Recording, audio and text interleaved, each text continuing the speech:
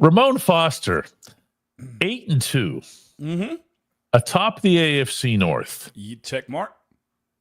Was it 4-1 or 5-1 inside the 5-1 inside the conference? Yeah. Yes. Number 2 defense in terms of points allowed over the course of the season. Against an MVP recently. Against an MVP very recently. Very recently. Very much so. What are we missing here? What's missing? Conversation, actually getting more real about Coach of the Year and stuff like that. I know it's theatrics, but the conversation has to come up like in serious context sometime soon. Not that he's looking for it, but everybody likes a pat on the back. That's the only other one I can think of right now. What are we missing? Also, before the bell, people never should count out the Steelers. I think it's that. Let's do that. You got a bell handy there? I can't wait to hit this bell because my petty juices are always high. Oh, Allen. No. Allen's got a good one before we go to it, and we can discuss it. Allen's got this one. A touchdown. That's fair. You know what? We'll get to that after the show. I mean, after the bell. You ready, DK? Mm-hmm. Let's do it.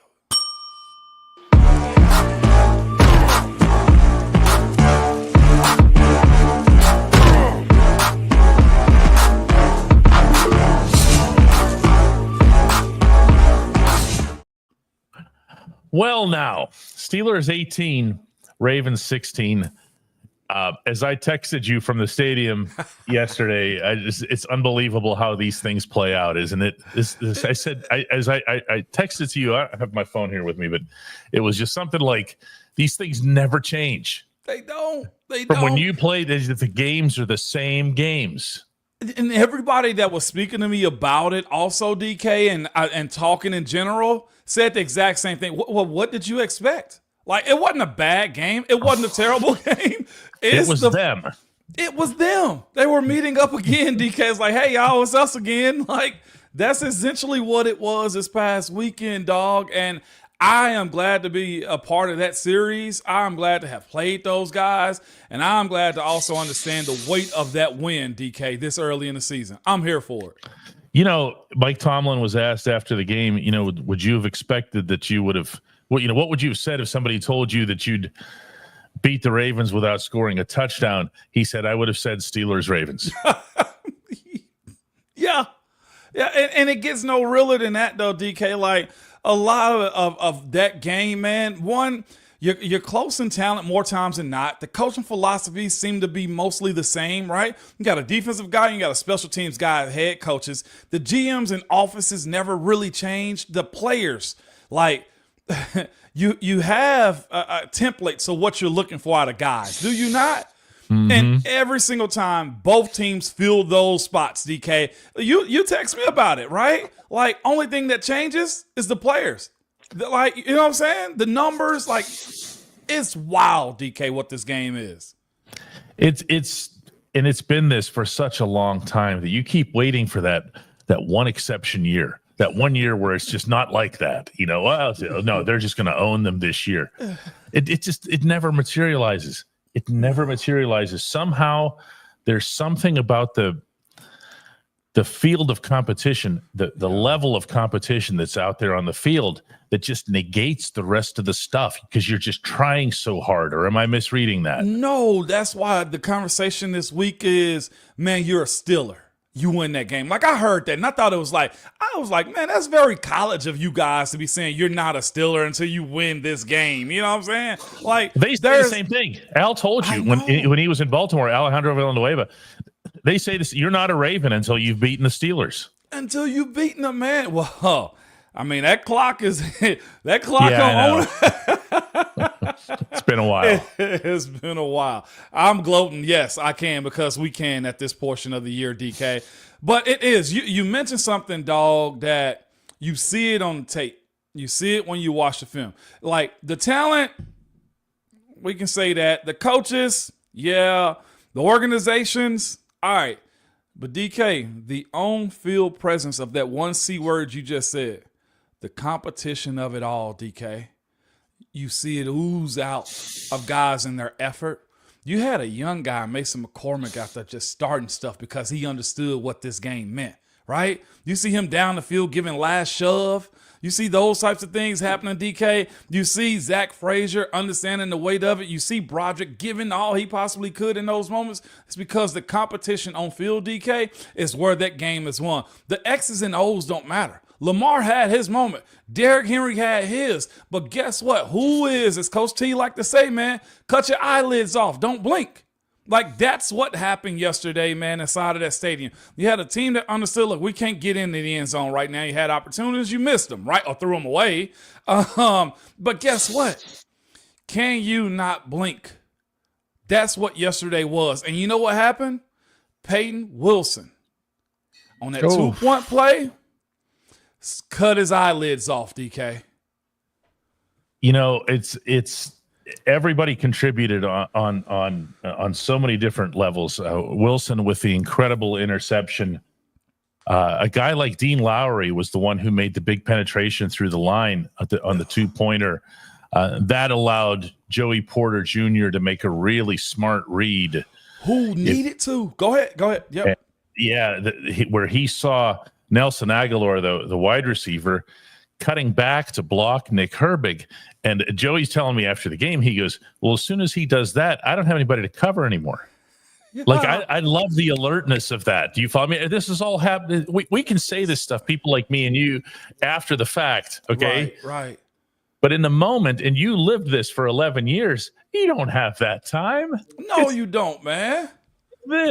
And Joey read it right away and said, there's nothing for me to do here except to tackle number 8. That's it. And you know what? That was a portion of his game that had to get better too, was it not, DK? Yes. That was something that was charged to him. How physical can you be to play in this defense? We know what your dad did, but let's speak about what you're gonna do for us, man. And I'm glad to see him embody that, DK. I'm glad to see him answer that call. But you remember we had this conversation a little bit last year, like this group of young guys that can turn into something unique for this Pittsburgh Steelers team. And here you have young dudes, man, and Broderick and Joey Porter Jr. and Calvin Austin, and the list goes on of like second and third year guys understanding the weight of what it means to be a Steeler. We speak about culture, speak about winning ways. Like, you know, you got a good thing going when the young guys buy in like that, DK, and that's where they are right now, man. And I absolutely love that for them. Because again, one way to continually get better, I say this often, you got to be a team that's constantly knocking at the door. And right now you got a crop of young dudes that have, in my opinion, kicked that door down with their contributions that they've had over the last 2-3 years, DK. George Pickens, in my opinion, leading the way behind all of it too, as far as the young guys. You know that George is third in the NFL in receiving yards? Is he really? I never even crossed my mind until I looked at it today. Yeah. George Pickens is third in the league in receiving It's nuts yards. How that works. But that's also offense. For a running offense and with no real number 2. No, I'm not being mean here, but until Mike Williams gets up to speed, you don't have a real number 2. So he's the guy that they have to cover. They haven't been using Pat Freiermuth. So I don't even know, man. Here's the one thing that I feel. Go ahead. No. I was going to say, what were you about to say? Go ahead. I think like the one component to all of this, maybe yesterday underscored that more than any other game, that really leaps out about this team is just that the defense is that good. And we kind of knew that they would be and that they could be. But when you're seeing, the Stars do what they're supposed to do, and what a monster fourth quarter Cam Hayward had, by the way. Oh my gosh. But that's, again, you pull his reps back, DK, you give him more situational things or end of the game, and now those are the things that he does, DK. So I'm happy for him. Again, when we brought this up, people took it as a slight. And people, I'll also say, Cam, like you're running away from Father Time. Well, guess what? Father Time having a hard time catching up right now. I'm knocking on wood as I say that, but these are the things that you absolutely needed for a guy like him in these moments, DK, was to continually show guys and lead too. And that's the other thing too. Now Keanu Benton's understand the strain, right, of what it means to be a Cam Hayward as a Pittsburgh Steeler. Like that's all you're doing is just shepherding everybody else behind him. And I absolutely love it, DK. When we come back on the Ramon Foster Show, we're going to get to the only segment that matters. And I'm going to play for you guys a clip, since Ramon brought him up here, of Peyton Wilson. And you're going to want to see this. It's actually really, really cool. I can't wait to see this then. But it's the only segment that matters, DK. It is. It is, actually. And that's Hey Mon. By the way, we got to give a shout out to Patrick Queen, too. We'll do that later. But Hey Mon. Oh, we got room for that. At DK Pittsburgh Sports, we take pride in coverage that connects our city's fans to their favorite teams. Now, that connection's stronger than ever. Introducing our all-new state-of-the-art app. Find expert inside reporting and original podcasts. Check live box scores. Track the latest stats. Chat it up with our community of thousands of fans, all in one place. The new app from DK Pittsburgh Sports. Coverage that connects. So Peyton Wilson is running down the field with Justice Hill. Okay. And I'm really looking forward to sharing this with everybody today. He's running down the field with Justice Hill. Who, anybody who doesn't follow the Ravens all that closely, he's a running back who he can not only catch passes, but he can catch them deep. Mm-hmm. Okay. And it's something that the Ravens like to do. And it's something that Mike Tomlin and Terrell Austin were legitimately concerned about over the course of the week. So not only did they go at Wilson about how important it is to stop this play, they basically challenge his, I don't know, manhood. Manhood. Yeah, grow up. You're not a rookie anymore when you start playing like this. The way Tomlin explained it yesterday, you are the guy who we have acquired to do this. Mm-hmm. You are the guy that we have acquired to make this play in this situation. Okay. So we need you to do this regardless of your experience level or anything else. Right. Yeah. So he goes down the field, and how does he end up with that football, Moan? How? Expectations to DK, and just a challenge. Like, there is pressure that you get from your teammates that I don't think people understand how that works. Like, in that moment, you don't want it to be, but my bad. You don't want to get up there and say, my bad. And he absolutely bodied him for that interception. Is it an interception or a fumble? Because nobody can really tell at this point, DK.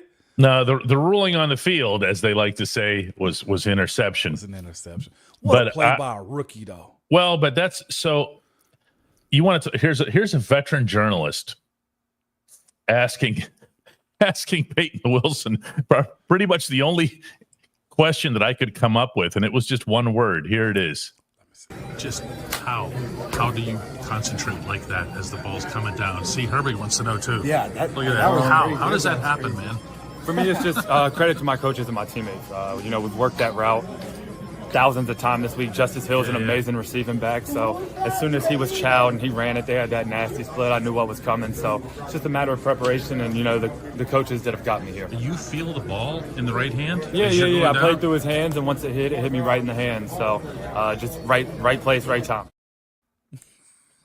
So he first of all, shout out to Nick Herbig on the video bomb there. The cameo right there, right? You can tell he's getting more comfortable. Nick Herbig wouldn't have dreamed of doing something like that a year ago. Yeah. But now he's like, you know why? Make plays, DK. You feel a whole lot more comfortable speaking up, man. Isn't that funny how that works? J-Bo says, I made that interception 1,000 times. Well, what he did, and the point that he was making, was that the coaches actually did prepare him for that play. Yeah. Okay. So my hey moan to you is this, and try to take off your 11 years starting guard in the NFL cap. Gotcha. And the fact that you had a relationship with Mike Tomlin and everything else here. Why wouldn't he be seen as the leading candidate for Coach of the Year at this point? Why wouldn't he be seen? Yeah, Okay. The way Coach of the Year tends to work across professional sports isn't who is actually the best coach. It's the one that they deem to have had the greatest single effect. It's usually a turnaround type of award. Well, the Steelers haven't really needed a turnaround because they've been kind of at this level for a long time. But this is something else. And people really thought this team was going to stink for some reason. They did. I just saw something from a national guy a second ago from CBS that said the Steelers had the worst roster and is probably going to finish last in the AFC North. That story is well off written itself. Now, the question as to why not him, DK, is because he's already won a Super Bowl. Is it because a long time ago, but yeah. It has been. Is it because in the end they'll say, well, Russ was supposed to do these things also? Because again, if there's a comeback player of the year, unless there's somebody else I'm not thinking of right now, it may end up having to be Russ, right? And then everybody say, well, he had another franchise quarterback moving forward. Also forgetting that Justin Fields went 4-2 in that time. Okay, from that standpoint right there, well, you also have TJ Watt, Cam Hayward, and Minkah Fitzpatrick on your team. It's all the positives that you have, and it's not enough of a storyline to say you deserve this because you are a winning coach.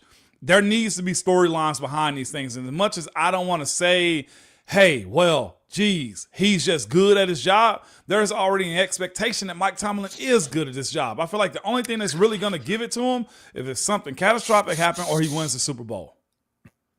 Well, if you take examples, and unfortunately people don't do this, okay, nobody who votes for these awards says, boy, I wonder what impact he might have had on that Peyton Wilson interception. Like, nobody does that, okay? It's just, you're just looking at the record, you're looking at the, we're not talking about some super intensely informed electorate here, okay? Yeah. So it's going to be much simpler. It's going to be, well, I thought the Steelers were going to be bad this year, and it turns out they're actually very good. So I can't be wrong. So it's got to be the coach. You know what I mean? As opposed to you totally blew it when evaluating this defense. Mm-hmm. And the other part of it, though, too, is this.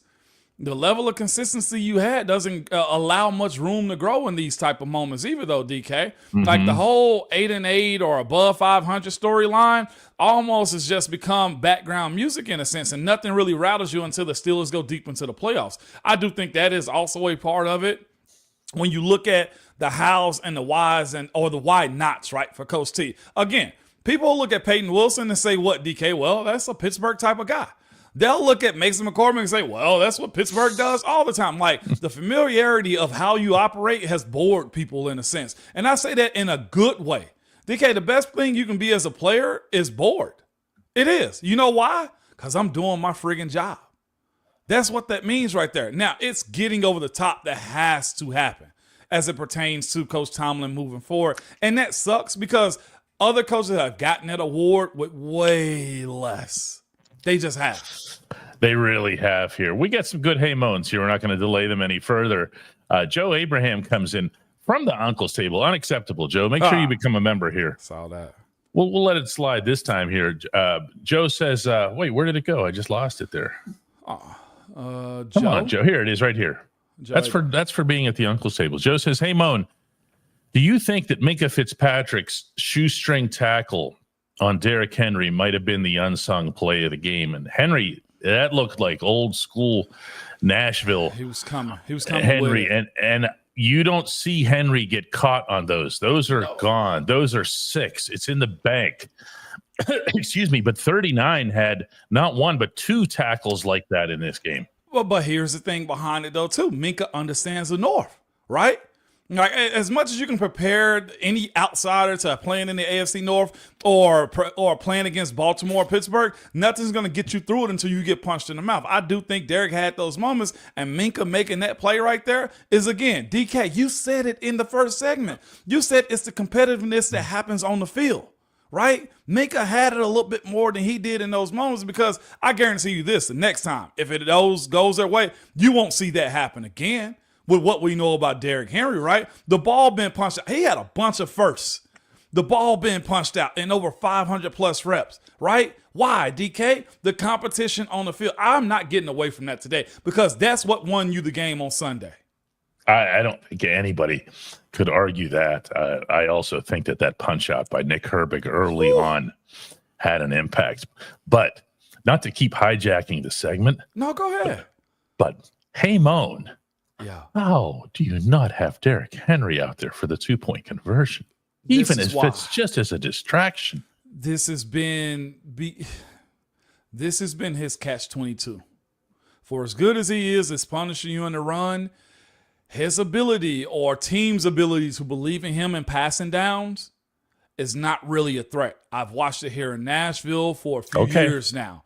And as it pertains to whether it may be protection or being in passing downs, he is not. And when the game gets tight, Derrick Henry hasn't been the back here, or he's shown not to be the back in Baltimore. The threat changes the entire dynamic of it. But did Lamar on that play say, put it in my hands, or let me just use this guy as a decoy? And the other one more real quick, because I can go on this one. The thing about Derrick is this. Derrick needs room. You just said, who was a menace in the fourth quarter, DK? Cam Hayward? They don't believe. Screw them, okay? They don't believe enough in their offensive linemen to beat our D-line up front to give Derrick the yards to get. Derrick's got to have room to go. It's been a whole lot better, and his strain to run has shown to be better, but he needs room, and Baltimore's O-line ain't it right now as it pertains to moving guys around. Great stuff from Chris here. With the short week, Cleveland on Thursday night. Hey, Moan, when you have one of those weeks, did you ever even look at previous game tape, or do you go straight to the next game? I've never asked you that. Oh, we look at the tape. Today they're watching the tape. Today is the day, because you're not on the field. They're not on the field today. You can't get a victor money. If they are off today, then the tape will be watched. You'll just say, what tape? Is it Cleveland tape or is it yesterday's tape? It's yesterday's tape. Okay. This league is built upon how I hide my mistakes, right? How do I minimize my mistakes? You got to watch that tape. And it may just be the entire room. Like the tight ends, O-line, and running backs may watch it together. You know what I'm saying? Because they all work in cahoots together. But this film must be watched. You don't put this one behind you unless you are playing a team like Dallas that you won't see again in a situation like this. That's where you won't really watch the tape. But more times than not, you go in early or you stay late to watch the tape. Yeah, that's interesting. It's getting watched, DK.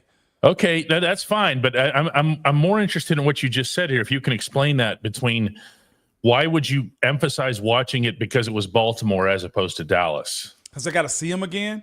Okay, right. So you want to implant the mistakes or the good things that you did like that. Because they're going to come back to those again, okay? And on top of that, let's say you already played Baltimore twice. You're still going to watch that tape because they're an AFC team. Dallas, not so much. Because why, DK? Hey, here's, like Munch used to do like 20 play sets. Like, hey, here's the 20 bad plays we have. We need to clean them up. It was against a non-division opponent or something like that. But that's what happens.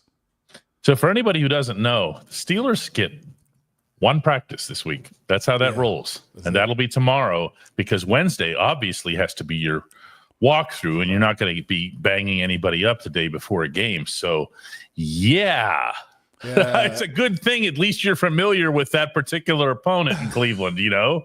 It is. And I love the fact that Jameis is in too. That also helps, DK. Oh, I don't know, man. I wouldn't have minded having that other guy in there, but that's another. Oh, there's that too. Yeah, that's another issue here.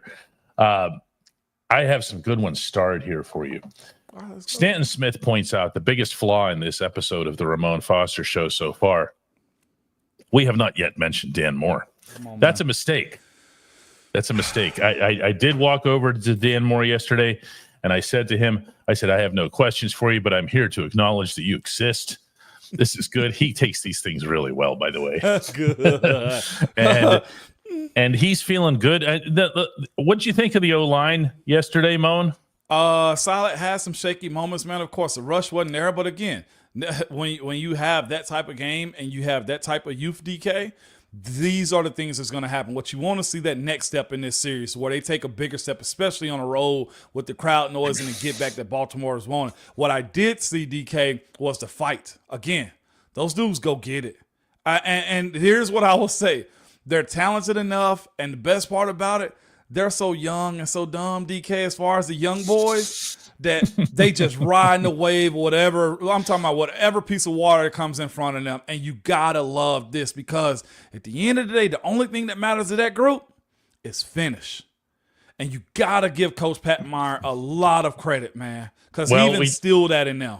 We do, but as long as we're talking about finish here, we have to bring up Roderick Jones because the sack that he allowed was a clear and transparent case of not finishing. Guy comes around to his side. Broad gets his hands on him. He's there. He's in position. And then he stops. Why? Because here's the thing, man. Broderick, I feel like, is the type that he either got to have an OG, old guy, okay, old veteran, whatever you want to call him, on his behind, or he needs to be in a state of competition. Okay? Troy Fautano, I guarantee DK, if we had a scenario in which he was available, we wouldn't be having this conversation if Broderick was still the starter. He would be playing. But the idea that, you know what I'm saying, that you're out or have to worry about finish, you wouldn't have that issue, man. Like, you legitimately would not have that issue. And at some point, the lapses. I'm not no doctor, so I don't want to diagnose him as ADHD or nothing like that, DK. But the lapses that you have, you can't afford them with the position that you play and the dangerous sport that you're also in, too. Because it's dangerous, DK, to have those type of lapses that he has. Finish, man. That is in every offensive line room. If you're a sign guy, that's the one sign that's in all 300 rooms across the United States of football players. Like, thousands of rooms, that is. Yeah, there's a lot to be said about this offense not punching any in yesterday. To me, what stood out, and I think this is a combination between Arthur Smith and Russell Wilson, maybe even more so than the offensive line, was that everything that they had designed was some prolonged, protracted play. And you saw how much more effective they were when it was just snap, throw, snap, throw. And then they wouldn't do that. And then Russ would start running around back there. And you were literally playing to Baltimore's strength. And that part mystified me. Yeah, but here's the other side of it. That's somewhat Russ's game, to be able to drop back and have room to grow and go in. I do think Arthur Smith is still learning him. I do think they got to figure out, okay, what's necessary and what's not. And I don't know if they're at that spot yet. Yeah, I would agree with that. Big Jenks here asks, he says, one of those sacks that Broderick gave Russ a huge lane to step up and do the right thing, and he did. We can always dissect when the quarterback should step up, right? Yeah, that's an easy out. That's what I'm saying. I can't wait here. too. That's on the quarterback right there. But you trust him. And here's the thing about it, though, too. Russ has a nice feel for the pocket and knows when to get down in those moments. So nothing egregious. Baltimore, I mean, they got some dogs over there, too. They do. The amount of sacks given up yesterday, like, that's the price of doing business when you play a team like Baltimore in these type of moments. They're going to get theirs. And the one thing that I can say for sure here, and I confirmed this with Arthur Smith in a casual conversation after the game, what their priority was, what the Steelers' priority was, and you might not have liked it. There's times when I didn't like it, but they were going to run the ball unconditionally because they wanted to eat the clock. And as Coach Smith pointed out to me, he said 36 minutes, 22 seconds. Wow. Okay. That's a lot of clock eating right there. And that's a lot of time that Lamar Jackson is standing on a sideline being as about effective on the field as the ushers and the vendors were. You know, so I was working my other job, DK, as this game was going on. You know, when I knew Pittsburgh had the upper hand in this, it was the first half, and Lamar had over 20 pass attempts. Oh, yeah. I was like, yep, they got him on the ropes in that moment. And as small as that is, to that same point, DK, that ain't Baltimore's game against Pittsburgh. No. To have Lamar throwing 20-plus reps in the first half. And they would not let him go. They would not let him leave that pocket. Other than the one run that he broke, it was up the middle, but they did not let him go sideways. I asked Preston Smith after the game, new guy they brought in, at the deadline, I asked him about there was one play where Lamar went out to the right side, and you're thinking, oh, there he goes. And there's Preston Smith standing there going, come on. No. Come on. And when that happens, TJ comes in from behind and chases Lamar out of bounds. TJ gets credit for the sack, but it was all Preston Smith, right? Yeah. But it was systematic. It's something that they've done to him forever.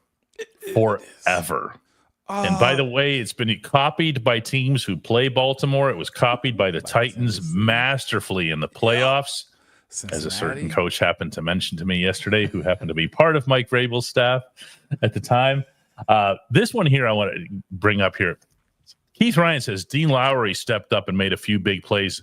There's a lot of rotation on the D line right now. Yeah, have to. And Lowry, of course, was the guy who made the big penetration, as I mentioned, on the 2-point conversion here.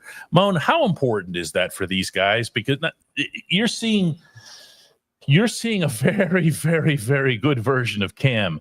You're seeing Keanu Benton, but you're also seeing a lot of Lowry and Isaiah Loudermilk and other guys getting onto the field. And they're not just killing time. They're making plays. Man, that's why that coach of the year conversation is so much stronger than just the storyline. Because here's that a Dean Lowry, a Loudermilk, a Nick Herbig, a Peyton Wilson. We'll even go Justin Fields, right? Still, sure. We'll go those ways, or how Calvin Austin has morphed himself, or last week, Mike Williams. DK, hear me out. And you guys know I've said this, and we've even had a former Steeler quarterback on a big broadcast call him a cheerleader.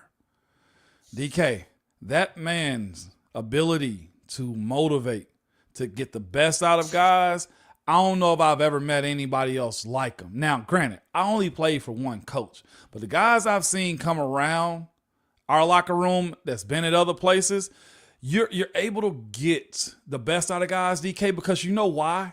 He put the peer pressure on us as players to make sure that those guys know how important they are. At any moment in time, BJ Finney can step into a game and start, and we don't miss a beat, right? At any moment in time, you have a guy that's fresh off the street come in and make plays with you, because the importance of getting your guys to play ball is more important than you trying to prove yourself. After the fact, guess what he's going to do? You are one of us. The same can be said, William McDuffie, but Duck Hodges. Think about the guys that you've employed to go out there and do their thing, DK. And it ain't just, man, I'm a great coach. Like, there is a portion of this thing, man, where you get guys to unlock themselves and be selfless. Like Preston Smith. What do you have, just one tackle on the day? Officially, yes. This dude is a stud of a guy that's just simply playing his role, DK. Or the fact that Joey Porter Jr. had deficiencies on whether or not he wanted to tackle the football or not. Like, the mindset of how he get us to drink the Kool-Aid. And I know there's a conversation. Look, you got to win the big one. Yeah, I know that. He has to. He's got to go deep in the playoffs. But in order to get grown men who have not been in that situation before to buy in on a weekend like then, Patrick Queen, you know what I'm saying, as that shows, it takes a dude, DK. In Pittsburgh, I'm sorry to say, but you got your guy. And I charge you anti-folks this, and this ain't a show up for them. Fire him. Fire him. See how quick. DK, I think it'll be people that'll fire their coach to come get him.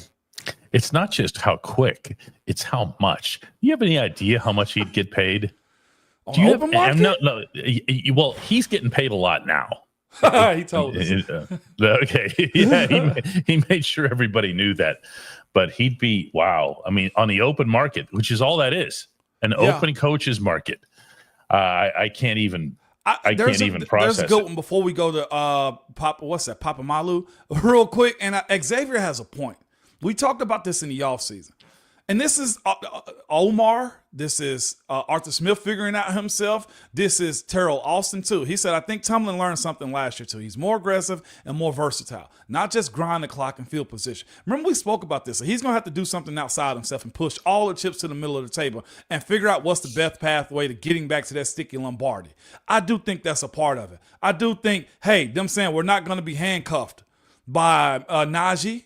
You know what I'm saying? And now you get the most out of him. You're not going to be handcuffed with the fact that, look, I'm scared to put a rookie center in the game. And I know it's because of injuries and stuff like that. But, DK, there's a lot that goes into making those types of decisions. Or the change at quarterback. When, truthfully, most teams would have said it ain't necessary. Like, strange stuff had to happen this year to get you to this point. And that's Omar trading for Preston Smith, who at this moment, Nick Herbig's not built to hold the edge the way Preston is, right? No. Like, go get a guy out of the draft with an ACL missing and Peyton Wilson. Like, there's a lot of this type of stuff that had to happen this year. And I'm glad that we're seeing the payoff of it. Couple more here today for Moan. This one comes from Hayden Daddy, who says, hey, Moan, at what point do we start asking serious questions on Pat Freiermuth's lack of involvement in the passing game? Middle of the field isn't being used. That's a career-long critique of Russell Wilson. But, you know, Freiermuth had 2 catches on 2 targets. We're seeing him not just this game yesterday, but the game before as well, being taken off the field in blocking situations, even for Michael Pruitt. Darnell Washington's getting the ball more often. This is all starting to get a little weird. Who's the better blockers of the three? Darnell is the best. Darnell, and then you got to look at Pruitt. That's what he's been known for all his career. That's correct. There's not deficiencies there, but like if I got to choose two, then those two probably go first. Now the skill set of what Freiermuth does, like let's not forget last week he did score a touchdown. Like yes, there are moments, and a good one. Mm-hmm. Yeah, there are moments where the mix match is there and you will utilize him, but to give a blatant pure answer, DK, it's just not his time at those moments. But here's the thing that we know: when Russ finds him, it's always good moments for Pat Freiermuth, though. Like, it's not like they're forgetting about him. It's just that I think at this point they have a lot of underneath weapons that they choose not to go to him, DK, because I do think Russ tossed that ball up in the end zone thinking Darnell would have a better jump ball than he did. Nuts. I didn't like anything about that. Everyone's getting on Darnell for that, but you don't have to. That does not have to be a prayer ball. Just throw it to him. Yeah, he's bigger than everybody around him. Just throw it to him. See the DPI or he catches it. It's one way or another. It's a good result for you. And I just didn't like having to look for it. Yeah, he's not everybody's George. No, they're not. You know, not. Sean Manahan gets the last word in today, and he's talking about your old teammate Chris Boswell and says he is all world. He's the only kicker to hit 6+ field goals in a game 3 times and score all of his team's points. You were a participant in one of those games in Kansas City playoffs. Twice came this year, and the other was the playoff game against the Chiefs. And Moan, I could ask an easy, lazy question is how ice cool is this guy or whatever, but how impressed were you by the way he overcame his negative period? A lot of what the Ravens are seeing right now with Justin Tucker, where you go, how can Justin Tucker possibly be missing kicks? How much did Boz show you at that time? Man, Boz went through it. He was mentally a wreck. I'm okay to say that now. He wasn't in a great space. He was missing kicks. But here's what the other side of this coaching thing we speak of. Coach T and him, I think, had a conversation about, look, let's just shut you down. Because whatever you have, it's got to go, but I know the talent and athlete that you are. And ever since that moment, Boz has just poured in and become better and has been in a spot to where he's kicking longer field goals. The 57-yarder had room for 60+, not in Denver. It did. Non-Denver kick, okay? A non-Denver, Colorado kick, man. And it shows this. You poured into him. Boz became not just a player, but a teammate too. Like, he became a football player after he came back from his bad season that he had, DK. But his confidence of your teammates, you see him after every single one of his kicks. The guys come up to him, they shake his hand, they give him a head nod and everything, DK.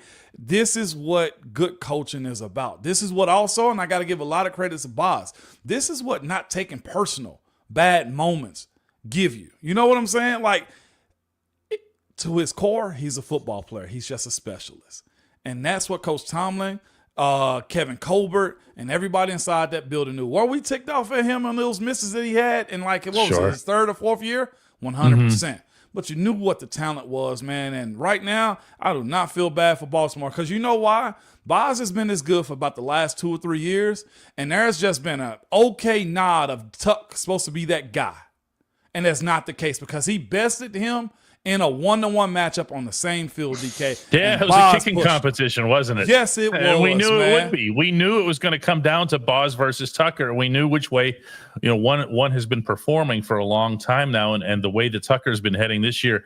I just think, the video that was caught, the accidental video a couple of years ago where Boz is coming off the field. I know, I have to do this, okay? Do it. And he's following Matt Canada, and Canada's saying something about, way to go, guys, and you hear Boz say, it sure as F wasn't because of you. Okay? And you're like, But that's actually Boz. When you say he's a football player, he's part of the team. He's out there to win. Yeah. Okay. He's not out there thinking about it. A lot of kickers kind of isolate themselves. That is not who this individual is. Okay. He's there to win football games, which is how he can take a shot like that at the coordinator, even though the coordinator has nothing to do with his job. He took a straight that day. He took a straight that day. I don't know how straight it was. He was within earshot. He just kept walking.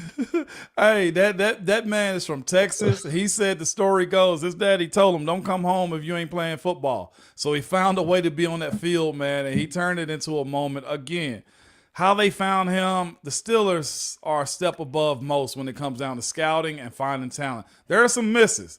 We got to see what Broderick going to turn into.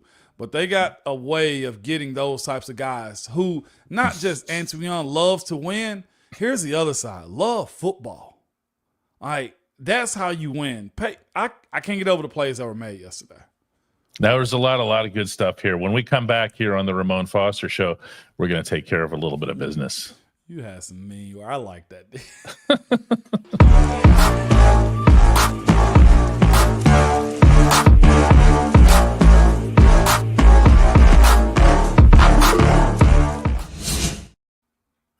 And we have some contributions and business to take care of. Carrie's always coming in with the one. We can count on Carrie for that. We have Vegas showed up with, not just came in as a new member today, but also bought 20 gifts. For those of you who are still uncles tabling us here, just turn your gifts on. Just hit accept gifts. They'll come in. It comes in automatically. You don't have to do anything about it. And of course, our great friend Rochelle, who sponsors the program, comes in. I'm kidding, actually, because not really. I know. With 50. I have a little bit of a story to share with you here, Moan, and you'll appreciate this as much as anybody could. Dean Lowry, I was talking to him yesterday about the play that he made, the 2-point conversion. He also had a sack in the game. And we got done talking. I turned the recorder off. And he goes, hey, you know all that stuff that people are saying about Steelers, Ravens, and you hear about that around football and everything else? He goes, it's true. No way. And I didn't ask anything about this. He wanted to bring it up himself. A lot of guys were doing this. A lot of the first timers, including veterans.